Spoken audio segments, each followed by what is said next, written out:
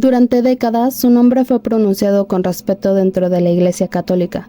Para muchos representaba disciplina, fe y liderazgo, para otros era intocable. Marcial Maciel Degollado pasó a la historia como el fundador de los Legionarios de Cristo, una de las congregaciones más influyentes del siglo XX. Una organización que en apariencia estaba dedicada a formar sacerdotes ejemplares y a educar a las élites católicas.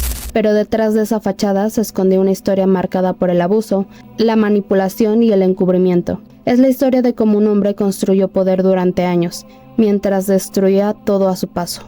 Marcial Maciel nació el 10 de marzo de 1920 en Cotija de La Paz, Michoacán. Creció en una familia numerosa, tenía 10 hermanos. Su padre, Francisco Maciel, era un hombre autoritario, rígido y profundamente machista, como muchos hombres de su época. En su casa, la figura paterna no se cuestionaba. Había reglas estrictas, obediencia absoluta y castigos. Su madre, Maura Degollado, vivía sometida a esa autoridad, y aunque la familia estaba profundamente ligada al catolicismo, con varios parientes sacerdotes y obispos, el ambiente dentro del hogar era tenso. Marcial apenas cursó hasta tercer año de primaria. Nunca se supo con certeza si fue por falta de dinero o por decisión familiar, pero su educación formal terminó muy pronto. Desde pequeño comenzó a destacar por algo más. Era carismático, convincente y sabía cómo ganarse la atención de los demás. Sin embargo, dentro de su propia familia, ese comportamiento no era bien visto. Algunos lo consideraban afeminado, algo que en esa época era motivo de burla y de castigo. Su padre decidió corregirlo. Lo envió a trabajar con arrieros en un rancho, con la idea de que el trabajo duro lo volvería un hombre. Pero ahí ocurrió algo que Marcial nunca contó en voz alta. Fue abusado sexualmente. Nunca pidió ayuda, nunca denunció, nunca dijo nada. Sabía que si hablaba lo culparían a él, y el miedo a su padre era mayor que cualquier otra cosa. En 1936, con apenas 16 años, Marcial Maciel tomó una decisión: irse de casa. Convenció a su tío Rafael Guisari Valencia, quien era obispo de Veracruz, de permitirle ingresar al seminario. Según Maciel, había tenido una visión divina. Decía que Dios le había encomendado una misión especial: crear una gran congregación religiosa bajo su mando. Aún sin ser sacerdote, empezó a recorrer pueblos de México buscando jóvenes con vocación. Tenía una facilidad extraordinaria para hablar, persuadir y convencer. Prácticamente reclutaba talentos. Esto no cayó bien entre sus superiores. No solo estaba quitando a monaguillos de otras congregaciones, sino que lo hacía sin tener autoridad alguna. Cuando se descubrió lo que estaba haciendo, su propio tío lo expulsó del seminario para evitar un escándalo. Pero Maciel no se detuvo. Recurrió a otro tío obispo, luego otro más. Y cuando fue expulsado nuevamente, esta vez por haber sido sorprendido teniendo relaciones sexuales con un compañero seminarista, volvió a buscar protección. Cada expulsión parecía fortalecerlo. Finalmente, llegó al seminario del obispo Francisco González Arias. Ahí, con apenas 21 años, y siendo solo seminarista, logró avanzar más rápido que nunca. Consiguió donaciones de familias adineradas, organizó una estructura como si ya fuera sacerdote, y fundó un grupo llamado Misioneros del Sagrado Corazón de la Virgen de Dolores. Tiempo después, ese grupo cambiaría de nombre. Así nació la Legión de Cristo. El 26 de noviembre de 1944, Marcial Maciel fue ordenado sacerdote en la Basílica de Guadalupe. Tenía 24 años. A partir de ese momento, su poder comenzó a crecer oficialmente, y lo peor, apenas estaba empezando. En 1956, Maciel fue hospitalizado por una severa adicción a los derivados de la morfina. La versión oficial fue simple: estaba enfermo y necesitaba tiempo para recuperarse. Esa fue la historia que la iglesia contó durante años mientras el silencio se imponía sobre cualquier denuncia. Pero en 1956, Maciel regresó. No solo volvió a ponerse al frente de la Legión de Cristo, sino que lanzó un nuevo proyecto: el movimiento Regium Christi, una expansión que le permitiría aumentar su poder incorporando a mujeres dentro de su estructura.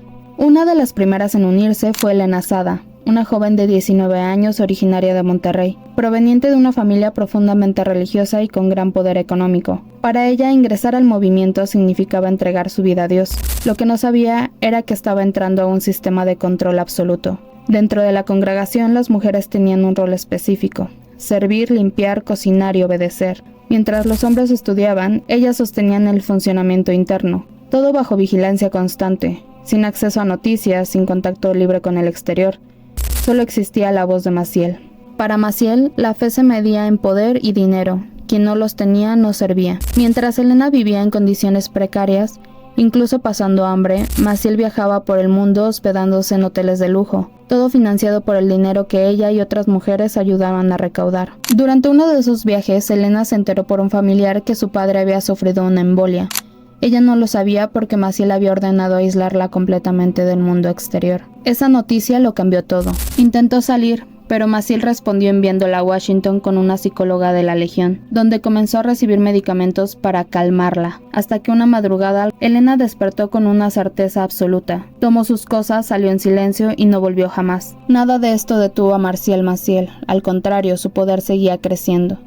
Gracias a sus contactos políticos, logró apoyos en España que le permitieron estudiar y expandir su red. Aunque fue expulsado de una universidad por razones nunca aclaradas, ya contaba con una estructura económica sólida. En 1965 fundó el Colegio Máximo en Roma y puso su mirada en el Vaticano. Supo identificar una debilidad clave: los problemas financieros de la Iglesia. Llegó con donaciones millonarias y de esta forma se volvió indispensable. Así fue como ganó la confianza del papado. Con la llegada de Juan Pablo II, Maciel alcanzó el punto más alto de su influencia. En 1979 organizó la primera visita del Papa a México y se consolidó como un hombre intocable.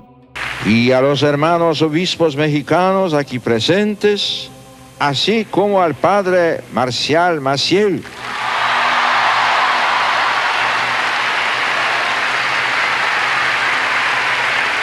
Nadie dudaba de él, nadie lo cuestionaba. Protegido por el poder, Maciel dio rienda suelta a sus abusos durante años, hasta que en 1997 alguien decidió romper el silencio. Un exlegionario comenzó a hablar, y la historia que salió a la luz estaba a punto de sacudir a la iglesia. Uno de esos niños fue Juan José Vaca. Maciel lo conoció cuando era apenas un niño de pueblo. Con su carisma habitual le habló de un lugar donde los jóvenes estudiaban, jugaban fútbol y se preparaban para servir a Dios. Para Juan, aquello sonaba como una oportunidad única, un futuro mejor, una vocación. Maciel incluso habló con su padre, le aseguró que el niño tenía un don especial y que él se haría cargo de su educación y de su cuidado. La familia confió. Nadie podía imaginar lo que estaba a punto de ocurrir. Una vez dentro de la congregación, Juan fue asignado a un sacerdote que comenzó a abusar de él bajo pretextos religiosos, confesiones que se convertirían en contacto físico y abuso normalizado dentro de un entorno donde el silencio era obligatorio. Pero el infierno no terminó ahí. Maciel comenzó a llamarlo por las noches a su habitación. Decía tener fuertes dolores y necesitaba masajes. Juan no podía negarse. Maciel tomaba sus manos, las guiaba, lo tocaba. Su familia estaba lejos y la única figura de autoridad que tenía era el mismo hombre que lo estaba abusando. Ese aislamiento absoluto le dio a Maciel un poder total. Cuando Juan contó su historia en 1997, el escándalo explotó. Los medios hablaron. Las portadas mostraron el rostro de Marcial Maciel. El silencio se rompió. Con la exposición mediática, salió a la luz algo aún más perturbador. Maciel llevaba una doble vida. A finales de los años 70 viajó a Tijuana usando identidades falsas. Así conoció a Blanca Estela, una joven madre soltera de 19 años. Se presentó como un viudo llamado José Rivas. Se casaron, formaron una familia, tuvieron hijos. Maciel decía que viajaba por negocios. Durante años mantuvo la mentira. Hasta que un día Blanca Estela vio una revista. En la portada estaba su esposo, vestido de sacerdote y acusado de abusos. Maciel intentó ocultarlo todo. Incluso envió a sus hijos a comprar revistas para desaparecerlas, pero ya era imposible, la verdad estaba en todos lados. Años después, uno de sus propios hijos, Raúl González, denunció años de haber sido abusado sexualmente por su propio padre. Lo más perturbador no fue su engaño, sino lo que hizo con quienes lo llamaban papá. Con el paso del tiempo, las denuncias crecieron, la presión era enorme. Y cuando murió Juan Pablo II, en 2005, muchos pensaron que finalmente llegaría a la justicia, pero no fue así. En 2006, el Papa Benedicto XVI tomó una decisión polémica. Maciel debía retirarse del ministerio público y llevar una vida de oración y silencio. No hubo juicio, no hubo cárcel, no hubo una condena real. Maciel siguió viviendo rodeado de lujos, viajaba, se hospedaba en hoteles de 5 estrellas y mantenía un nivel de vida privilegiado. Cuando la situación se volvió insostenible, fue enviado a una residencia de sacerdotes retirados en Florida, una mansión con privilegios. Ahí enfermó de cáncer. Jamás confesó, jamás pidió perdón. Quienes lo cuidaban decían que reaccionaba con violencia cuando le hablaban de arrepentimiento. Incluso llegaron a practicarle un exorcismo. Marcial Maciel murió en 2008. Jamás fue juzgado, jamás pisó una cárcel. Nunca aceptó sus crímenes. Después de su muerte, se confirmó que Maciel tuvo más de una familia y decenas de víctimas, al menos 60 menores abusados, según sus registros. La iglesia nunca lo llevó a juicio, lo escondió, lo protegió, y cuando ya no pudo ocultarlo, pidió disculpas generales. Hoy, la Legión de Cristo sigue existiendo, pero evita mencionar a su fundador como si nunca hubiera existido.